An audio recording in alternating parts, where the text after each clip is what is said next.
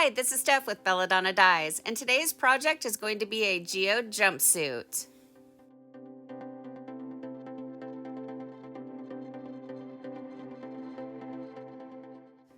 I get the project out in front of me, and then I just decide where I kind of want to start and just go for it. There's no right or wrong way to make a geode. You can do lots of geodes, one or two. All it really means is you're wrapping your fabric with sinew.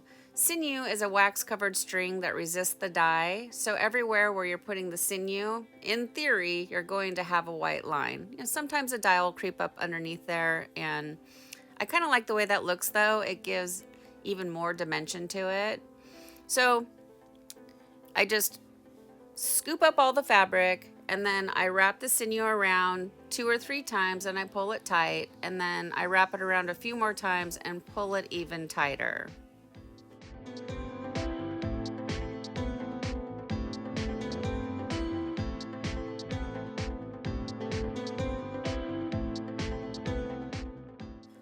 Occasionally, you can pull your sinew so tightly that it will break and you punch yourself in the stomach.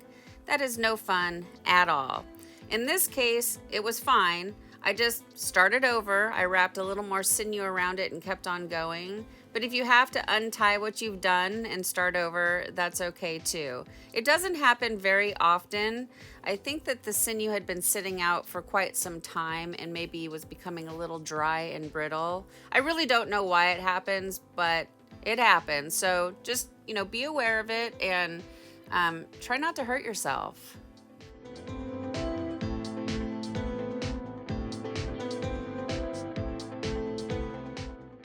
So I've got my first wrap done, and now I'm going to stretch out the fabric and just take a look, and I'm going to break this little bit of fabric into multiple geodes. And no two geodes are ever the same. Even if you attempt to make yours exactly like how I'm doing, it won't be the same. So this is just a guideline. Like I said, you can do one geode and then a bunch of sinew wraps. You can do one geode and a scrunch. You can do multiple geodes. You can do whatever you want on your project. So I'm just gonna let this play out, and I will jump in and give some advice if I see anything that I need to point out to you. Otherwise, I'm just gonna do this whole wrapping the sinew, pulling it tight, wrap the sinew, pull it tight for the entire project.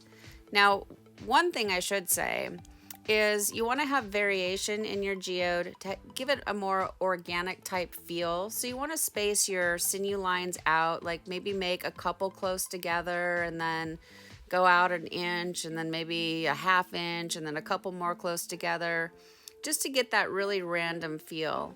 And when you get down to the end of your geode, if you like ruffle the fabric up and sort of tuck it in on itself and split that little end piece into multiple little tiny little geodes, it really does give a cool effect. So just play around with yours. I used to be really terrified to make geodes because they just looked like, oh my gosh, it's gonna be so hard to do, and they're not. They are so easy and they turn out really cool. And out of all the things that I make and have around here, everybody gravitates towards the geodes. Well, the women do. The women want to wear this type of a pattern.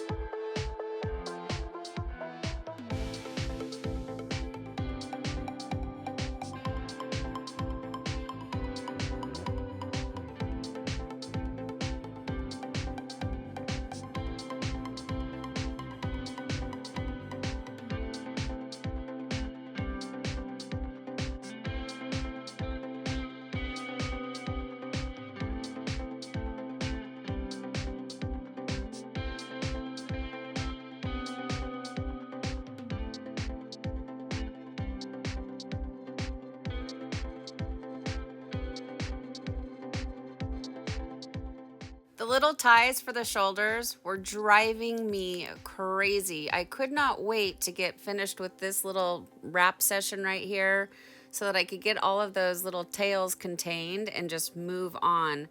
They were making me bonkers, you guys. I should also mention this is an Old Navy Romper jumpsuit. My sister brought over 2 of them to go on her trip to Mexico. And I think they were from last season because they were $5. Go check out your local Old Navy or go online if you don't have Old Navy in your area. I'm pretty sure everything in the store is 100% cotton, and they have some really cute stuff for tie-dyeing, and it's affordable. If you watch for the sales, you can get the stuff sometimes like a dress for $9, and it's cute and stylish. So go to Old Navy.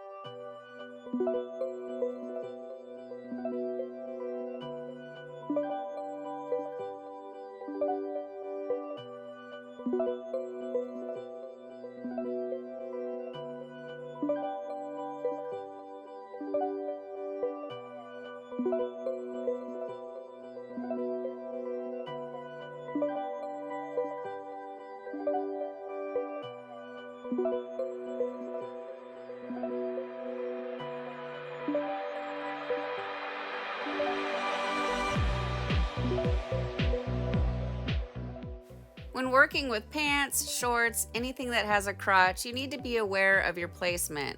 Try not to scoop up the fabric and make a bullseye geode right in the crotch area. And then try not to add colors like red, brown, or yellow.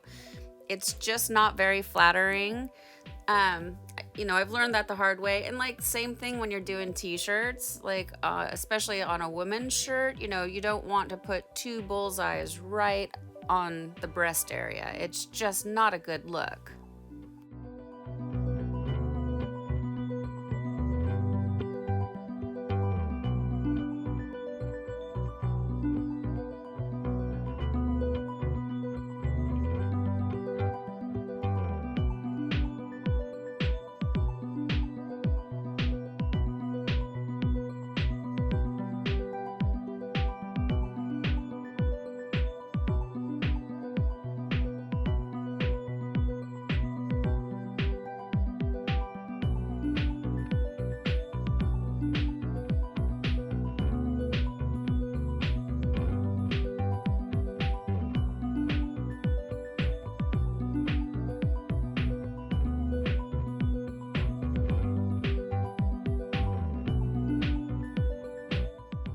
So as you can see, this is not hard to do, it's just repetitive, the same thing over and over and over again.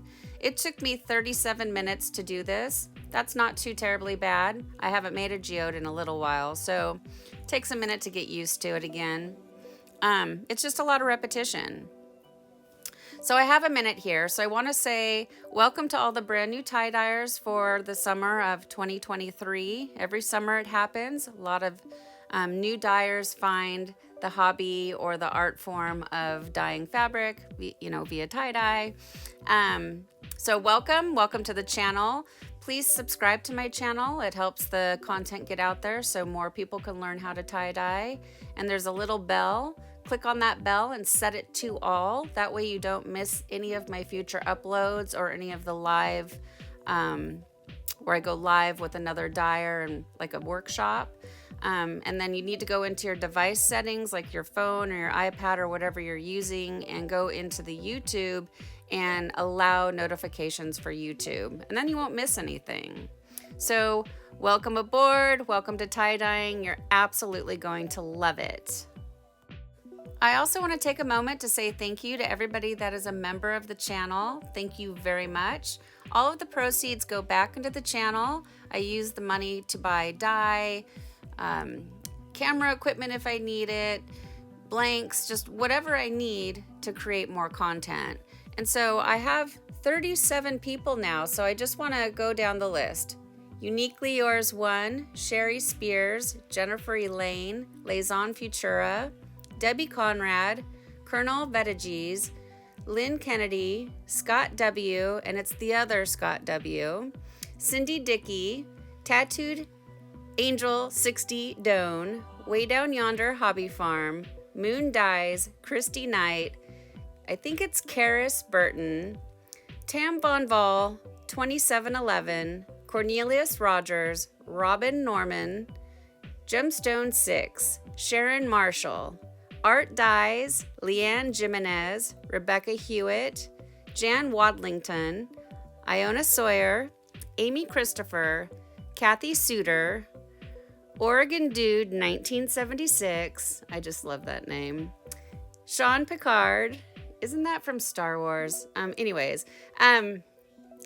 Naomi Strebel, Kathleen Scott, Karina Albright, Jody Kraft, Cassandra Enlow, Lazy Lightning, Bonnie Mullins, Teresa Johnson. And if I said any of your names incorrectly, I do apologize. You can leave me a comment and tell me how to say it correctly. But again, thank you very, very much, you guys. I appreciate your loyalty. Really, you guys keep me going. I have to admit, for the last month, I haven't created any content and I felt really bad about it. But I am a human being. Life can get busy. I'm moving into summer where I'm, focusing on getting the garden going and stuff like that. So I've just been really busy, but I'm back into it. And I'm excited to share more tie-dye with everybody.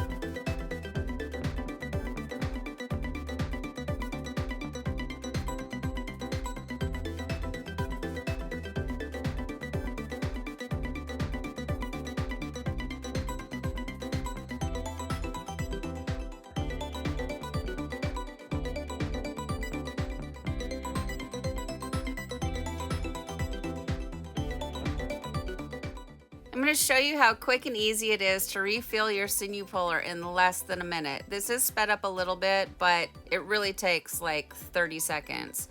So I'm also going to move into purple Sinew. It's a little easier to see my ties on the project. And there's no rhyme or reason. I have links down below for the Sinew. I get asked quite a bit if the purple will leave lines on the white fabric, and no, it does not. But all you do is get the Sinew wrapped around the puller a couple of times and then put your drill in there and squeeze the trigger and it winds itself. One thing though, make sure your drill is charged. My drill was, the battery was dying as I was doing it, or else I would have wound it even more, okay? So quick and easy. I definitely 100%, I can't even express to you enough how amazing the Sinew puller and the original caddy are. Total game changer for doing tie-dyeing work when working with Sinew. Do you have to have the matching caddy set? No, but I don't want to sit and have to wind a spoon handle with Sinew for, 15 minutes. I just want to put my drill in there, and 30 seconds later, I'm back and going and on working on my project. I don't know if you guys are like me, but if I walk away from the table and come back, my mojo is different. Being able to just get right back into it in less than a minute, I still have that same vibe going. The rhythm of how tight I'm tying and the pattern and everything, it stays more consistent that way.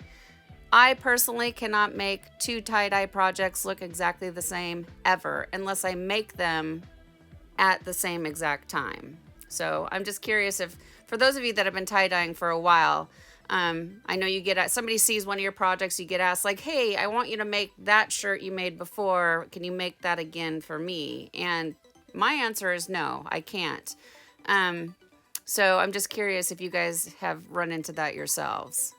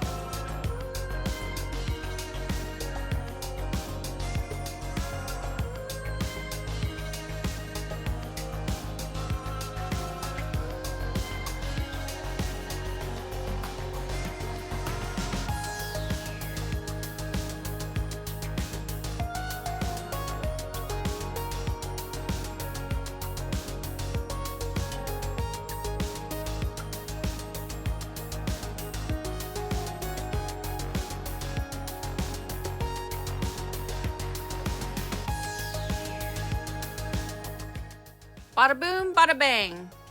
It's just that simple. So now it's time for the fun part. We get to add the dye, and I'm going to be applying the dye with my funnel scoops. Now, they come in left-handed or right-handed, and I'm left-handed. So when you order yours, make sure you specify if you want left-handed or right-handed spoons. And I'm also using my pleating tool to tap on the back of the spoon. So the dye that I'm using is from Dharma Trading Company, and some of their dyes are kind of cakey, sort of like baby powder or like baking powder type consistency, and they don't want to sprinkle out very easily. So just tapping with something. If you don't have the pleating tool, you can use the back of your shears, your finger, a pen, I don't know, anything, to help get the dye to come out. I love these spoons. They make quick work of it, and then I take mine to the sink and rinse them out, and then I put them in the dishwasher after they're well rinsed because I want to just totally make sure that they're clean. But you definitely don't have to do that if you just soak them in some dish soap and some hot water and wipe them out really well.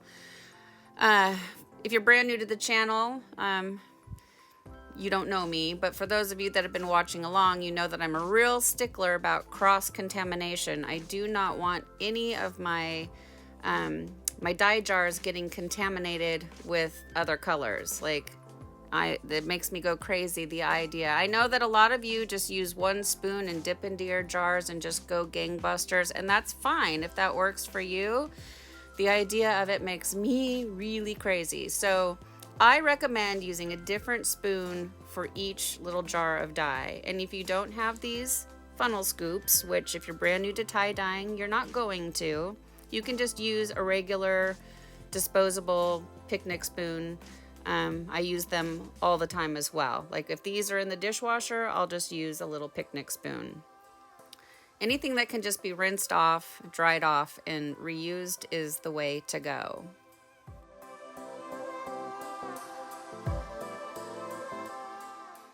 I should also mention that the funnel scoops come from www.shopboredomwithjen.com. Jen and her husband John make all of the tie-dye tools that I use. So they make the Sinew Polar and Matching Caddy set, and they are the originators of that caddy design.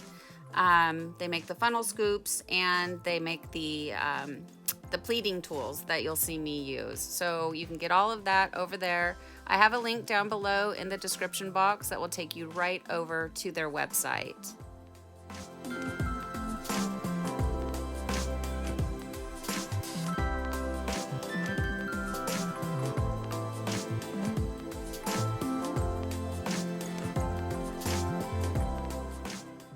When it comes to adding the dye, this method that I'm doing is called dye under ice. So if you're in the Facebook groups for tie-dyeing and you see the abbreviation DUI, that's what it stands for, dye under ice.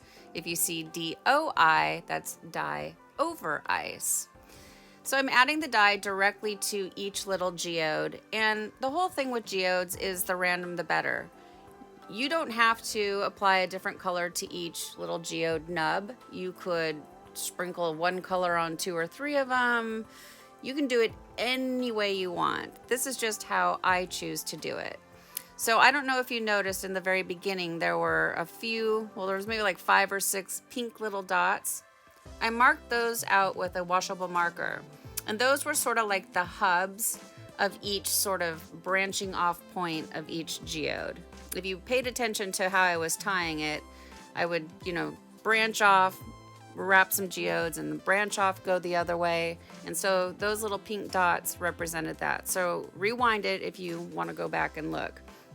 And then I laid down my first color of dye, and I'm just sort of branching off in each direction from each little pink dot where I put the first color of dye. I hope that makes sense. As you start to make these, you will find what works best for you, and I have found that this works best for me. Sometimes I will do other methods, but for this project, I had no intention of flipping it over, and I wanted to get maximum saturation. So I have found that rack dyeing with dye under ice is the best method for me.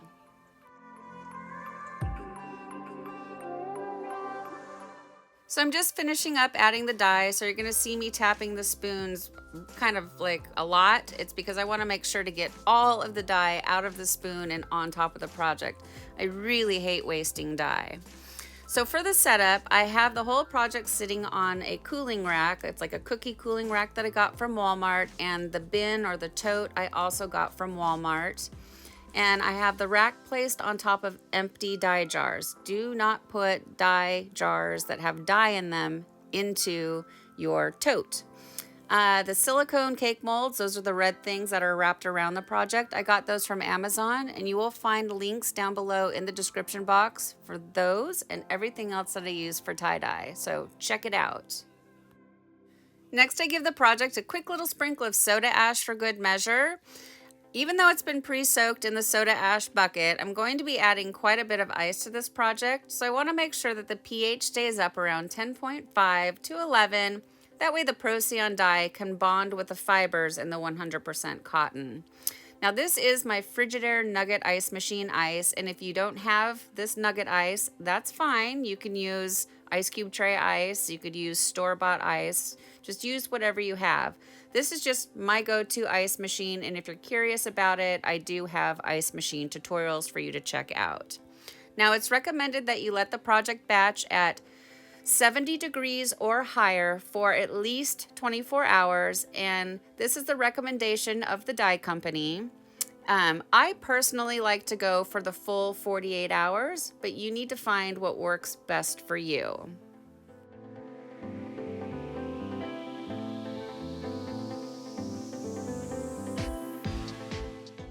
It feels like untying these takes just as long as it does to tie them up. It took 15 minutes, so about half the time basically of tying it up. So, but don't worry, I've sped it up so you don't have to watch 15 minutes of me untying it.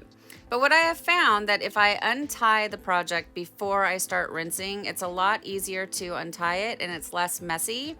And since I batch for 48 hours, there's no like dye that's going to, like the dark dyes aren't going to get onto the light dyes because it's basically, it's spent, right? It's done. So try this out and see if it works for you. Now for the rinse out process, I start by using cold water, and cold water is going to rinse away any soda ash that might still be reacting within the fabric. And then I increase my water up to hot and I rinse until the water runs pretty much clear. And while I'm doing this, I have the washing machine already filling up, and I've got my Carolon professional textile detergent in there filling it up. And then when I'm done rinsing, I can just take all my projects and start putting them in there. And I wash multiple projects together at the same time. You know, I try to wash like colored things together. Like if I have a whole bunch of purple stuff, I just put the purple stuff together. If I'm making rainbows, I put rainbows together. It doesn't matter. It's just something that I do. And with anything, you will find what works best for you. Okay, so once I get it all the way rinsed out here at the sink, I get it over to that washing machine, and I like to use Carolon, which is a professional textile detergent. And then I like to do a final hot water cycle using Millsoft, and Millsoft is a professional fabric softener. And I get both of those from Dharma Trading Company. And the link is down below for Dharma Trading Company, or you can just Google it.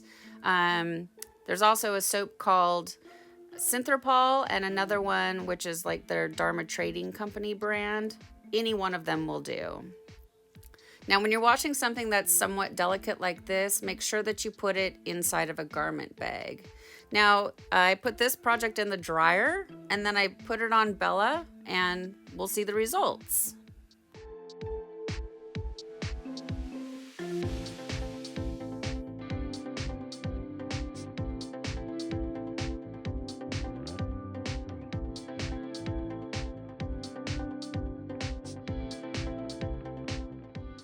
Well, here it is, guys. Here's our Geode jumpsuit from Old Navy after it's been washed and dried, and I think it turned out really pretty. I love this color combination. I use it quite a bit, and it looks different on all types of projects because the material is different. It looks really good on Bella. I think she looks fabulous wearing this. Now, Bella is a size -0, and the jumpsuit's just a little bit too big for her, but I think she wears it pretty well. And unfortunately, I didn't get any more close-up pictures. It went out the door to Mexico, and I thought I took more pictures, but apparently I didn't. So this was a special request. I made a flounce dress last summer, and the request was to make that. And if you go back and watch that video, you can see that I cannot make two geode projects exactly the same. So I hope to see how yours turn out. So what do you guys think of this jumpsuit? Please leave me some comments down below. Thank you so much for watching. Please subscribe to my channel, leave a thumbs up, and click the bell and set it to all. That way you get notified of future uploads. And remember, have fun tie-dyeing!